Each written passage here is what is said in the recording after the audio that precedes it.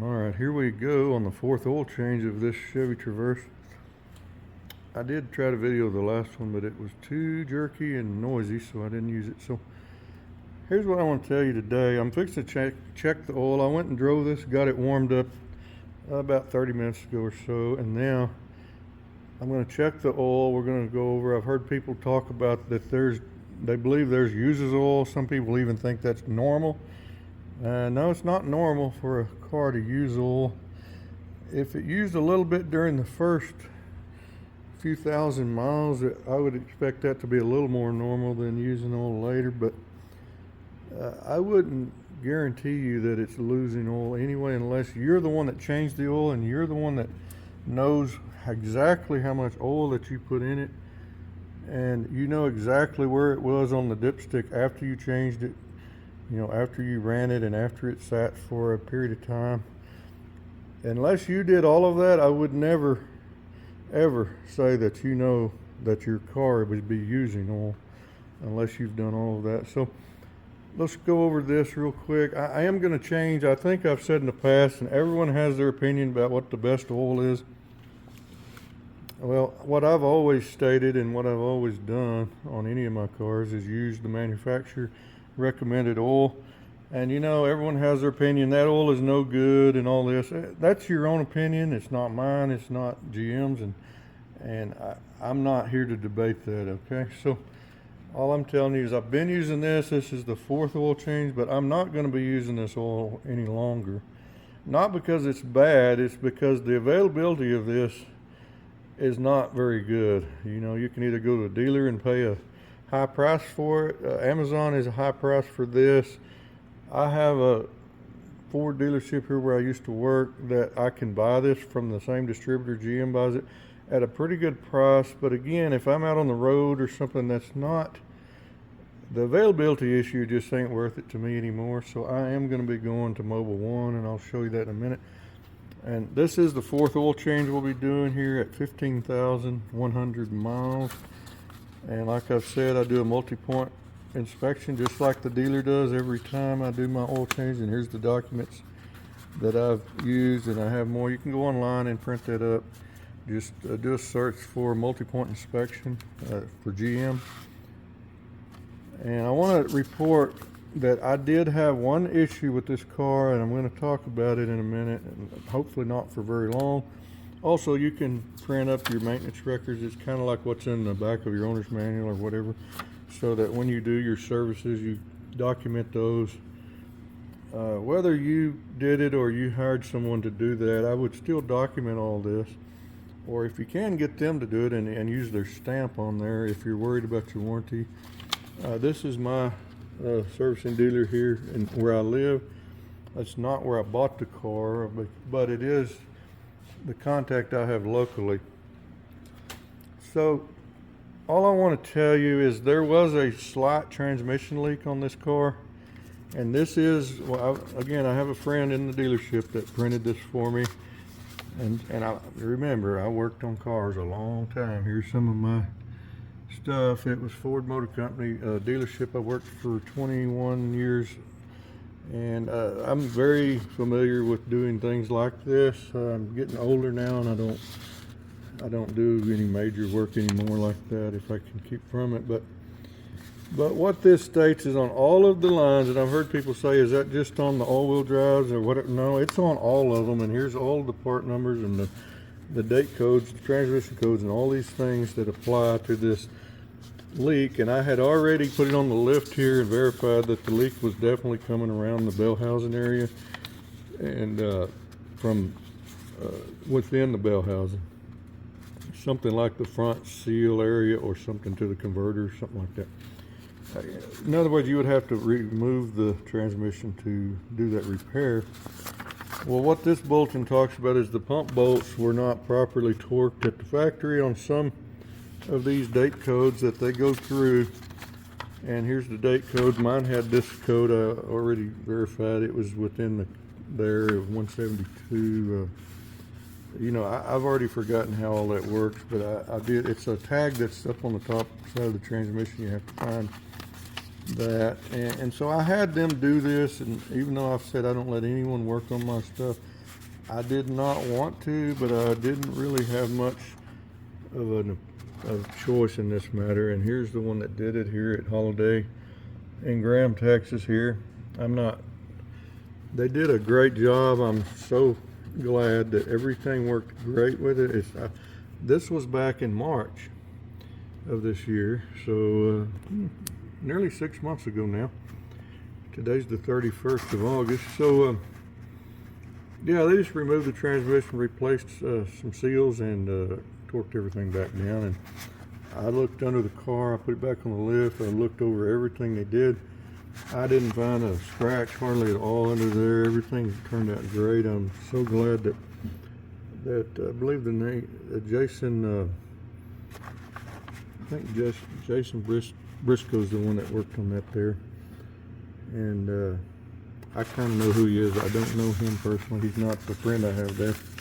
Anyway, I just wanted to admit that we did have that simple problem. That's the only issue we've ever had with this car.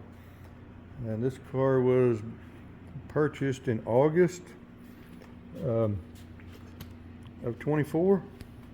Sorry, this is so close in here. My shop is so just so crowded with all my junk. I don't know why I'm showing you all this. Here, I want to show you real quick of the oil.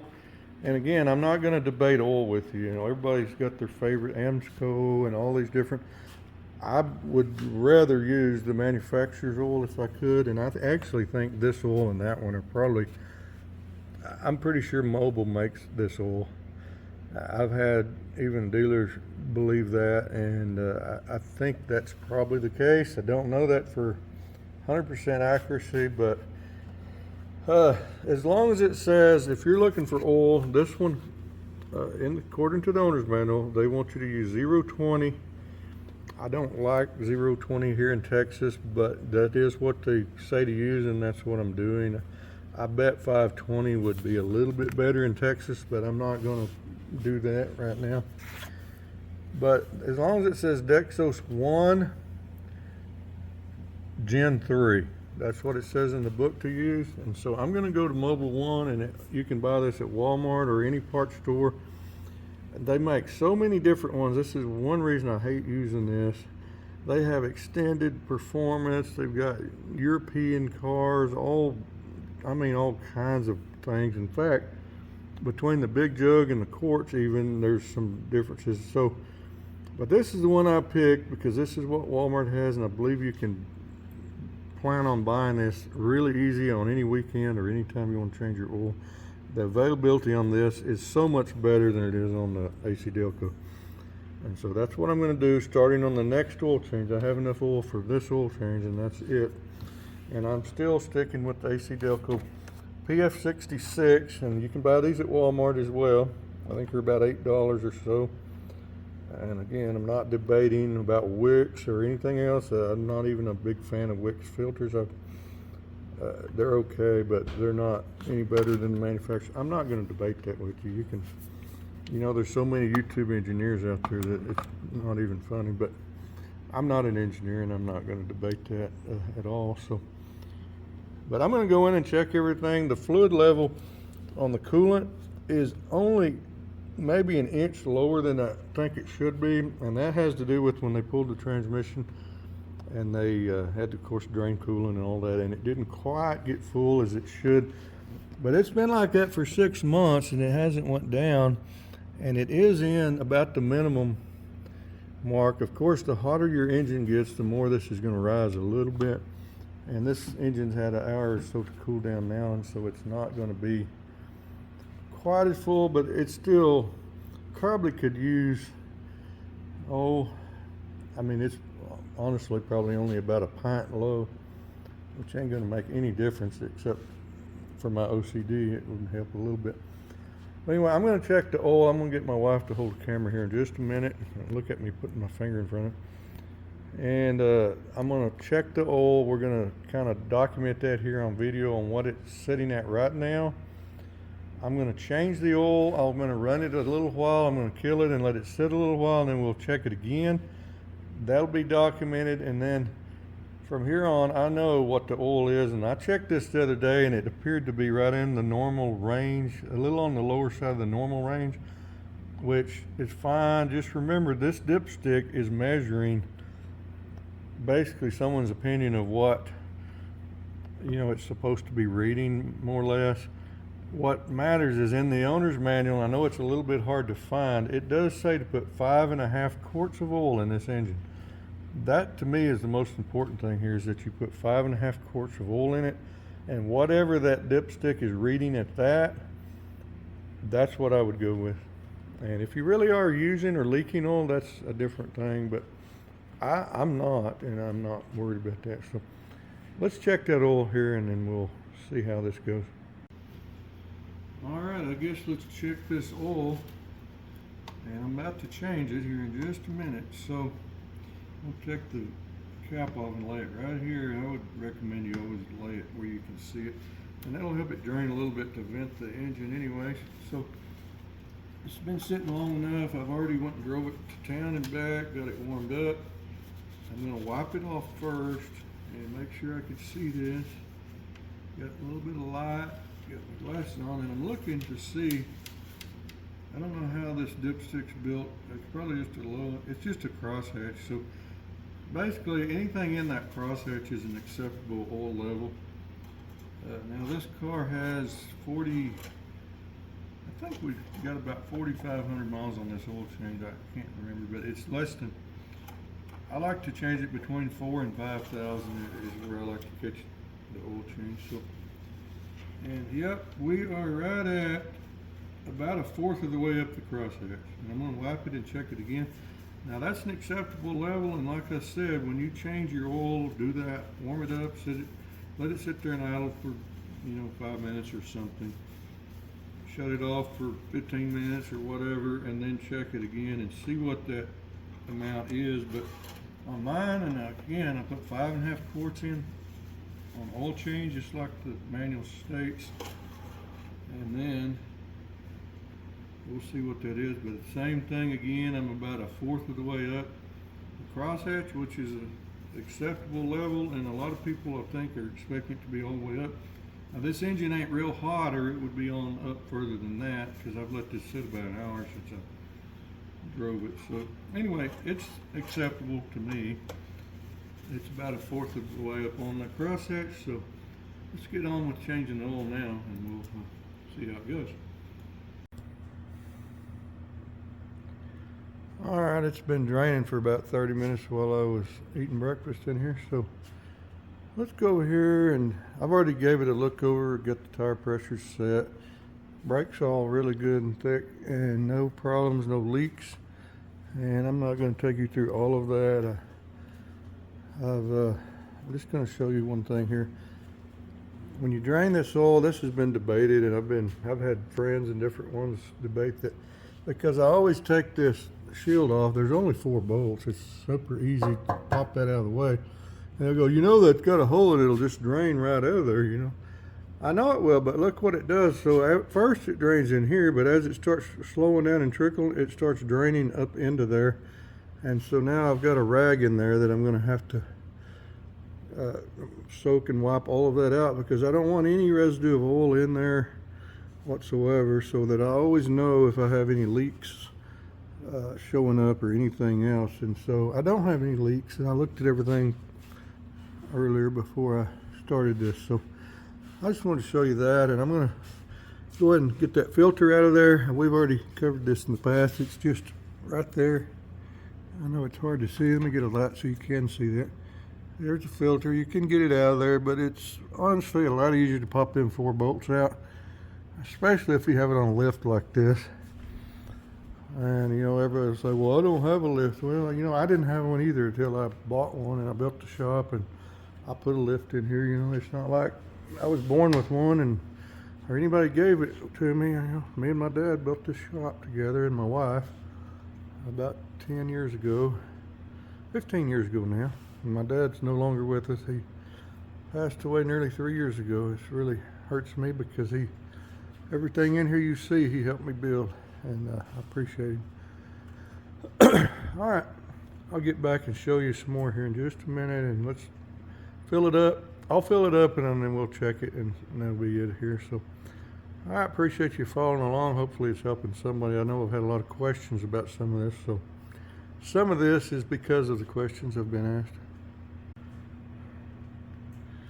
Okay, I wasn't going to show you this part, but I think I will, because like I was saying, when somebody doesn't want to take that shield off and it does get oil in it, I wiped around in there the best I could with a rag and I still couldn't get it. And so I decided I'm going to take it off.